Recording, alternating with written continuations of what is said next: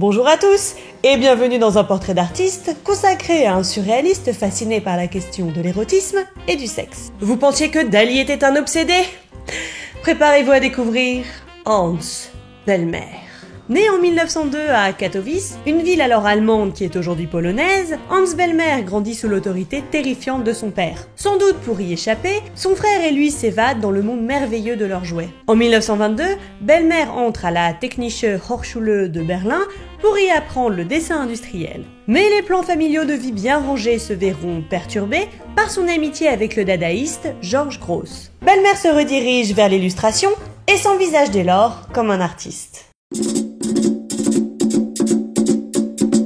À l'arrivée au pouvoir des nazis en Allemagne, Bellmer met fin à toute activité pouvant, de quelque manière que ce soit, servir le nouveau gouvernement en place. Il ferme l'agence publicitaire qu'il avait ouverte avec son épouse et se consacre à la fabrication d'une poupée en chanvre durcie à la colle. Entre l'arrivée des nazis au pouvoir et le début de la guerre, Bellmer se réfugie rapidement en France. Il arrive à Paris avec dans ses bagages celle qui deviendra son œuvre majeure, la poupée. Les photographies publiées de cette dernière révèlent une œuvre à ce point inédite qu'André Breton met rapidement la main sur Bellmer.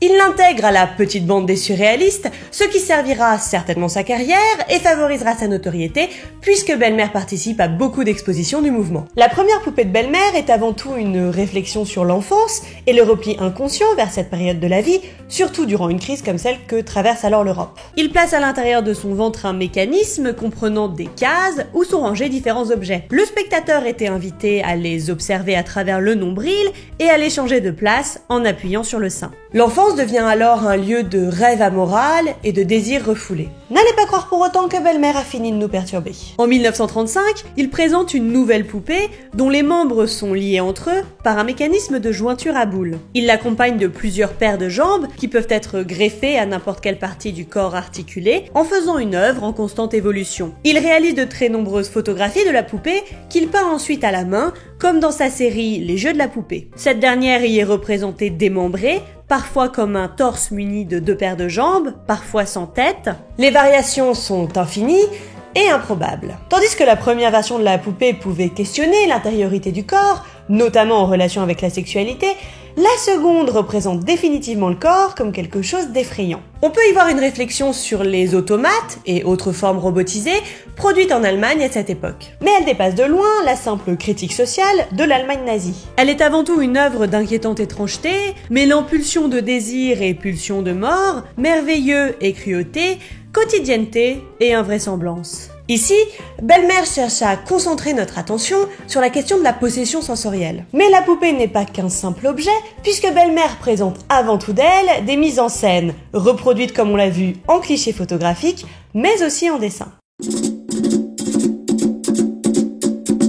Adolescent, Bellmer développe un goût pour différentes pratiques artistiques, la peinture, la sculpture, la gravure et le dessin, qui se retrouvera plus tard dans son œuvre. Comme de nombreux jeunes artistes de cette époque, aux alentours de ses 20 ans, il se rend à Paris, où il découvre le pointilliste Georges Seurat, dont il retiendra le grand sens du détail. Malheureusement, de ses œuvres des années 20, il ne reste plus grand-chose. Pendant les années de guerre, le dessin est le médium favori de l'artiste. Au début, Bellmer semble se diriger vers un style abstrait, mais peu à peu, il va développer un style figuratif qui lui est propre, caractérisé par un trait assuré et précieux, parfois ponctué de rayons de gouache blanche, un style qui rappelle la tradition des maîtres de la Renaissance et du maniérisme allemand. Le dessin a occupé une place prépondérante dans l'œuvre de Bellmer, qui dessinera toute sa vie, que ce soit pour illustrer des œuvres littéraires, pour documenter son propre travail autour de la poupée, ou comme fin artistique en soi. À aucun moment on ne sent d'hésitation chez l'artiste. Son trait est aussi précis que ses thèmes. Dès le début de son œuvre, on découvre le sujet qu'il n'aura de cesse d'explorer, la métamorphose du corps, que ce soit par dédoublement,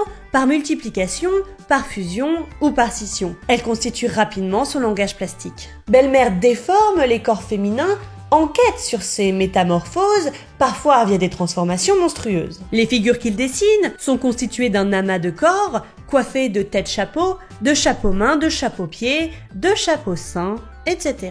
Ces dessins sont précis mais fourmillants de détails. Pourtant, rien n'est laissé au hasard, comme en témoignera celle qui réalisera officiellement pour lui des gravures de ses dessins, Cécile Reims. Cette dernière, lors de sa première rencontre avec l'artiste, lui apportera une gravure qu'elle a réalisée à partir d'un de ses dessins. Et Bellemare lui expliquera qu'elle a fait une erreur anatomique au niveau du bassin, si bien que le fœtus ne pourrait pas sortir du ventre de la femme représentée. Cécile Reims avouera ne pas avoir vu de fœtus. C'est là tout le génie de Bellemare. Dans cette confusion de traits, de membres, de sexes et d'organes, on n'en vient plus à voir que les détails qui nous interpellent, consciemment ou non. Alors pourquoi ? Pourquoi Bellemare bricolait-il ces corps de femmes, ceux qu'il dessinait comme celui de la poupée ? La lecture la plus évidente serait de dire que c'était un grand tordu au fantasme pas très sain. Mais est-ce si évident ?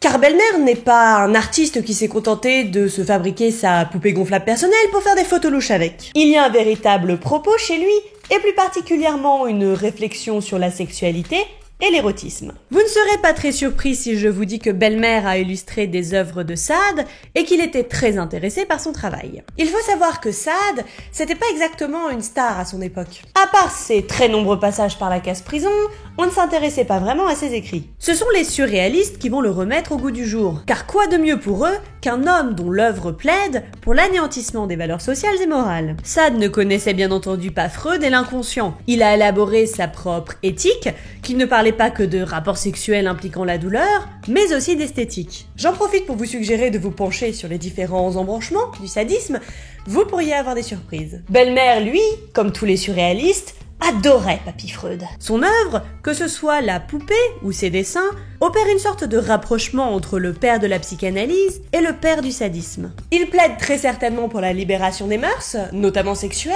et souhaiterait que les fantasmes puissent s'exprimer librement, sans contrainte. Mais il cherche aussi à comprendre pourquoi ses contemporains vivent leur pulsion sexuelle comme un tabou, et ce que ce tabou engendre. La question de l'enfance est centrale chez Bellemare, d'où la poupée. Pour lui, le rapport de honte à la sexualité commence là, à ce moment où on ne veut pas dire aux enfants ce qu'est le sexe, où on le cache comme quelque chose d'embarrassant. Il estime que ce sentiment de honte va se retrouver à l'âge adulte de deux manières. Premièrement, à travers la tentation de voir le sexe partout. C'est un petit peu le syndrome de la feuille de vigne en fait. À force de vouloir systématiquement cacher, on insiste sur ce qu'on cache. D'où dans ses dessins, les sexes dissimulés derrière le moindre de ses traits, y compris ceux qui pourraient paraître, de prime abord, comme anodins. Ensuite, suivant le concept freudien de déplacement, Bellemare estime que puisque le désir sexuel est vécu comme honteux, il va s'exprimer par des moyens détournés. Pour lui, la pulsion sexuelle va alors se déplacer sur une autre partie du corps. Une main, un œil, une tête,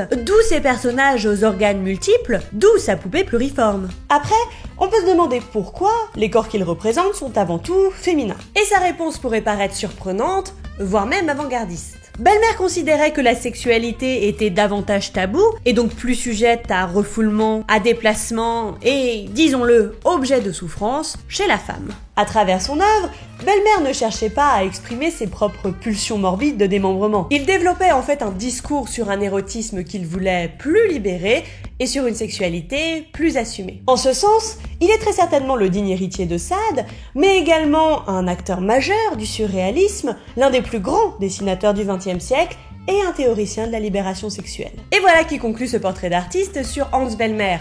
J'espère qu'il vous a plu. C'est un artiste encore trop méconnu et je vous encourage chaudement à vous pencher sur son œuvre et sur celle de sa graveuse officielle, Cécile Reims. En attendant, n'hésitez pas à vous abonner, à liker et à partager la vidéo et surtout, passez une très belle journée. Quant à moi, je vous dis à bientôt pour encore plus d'art.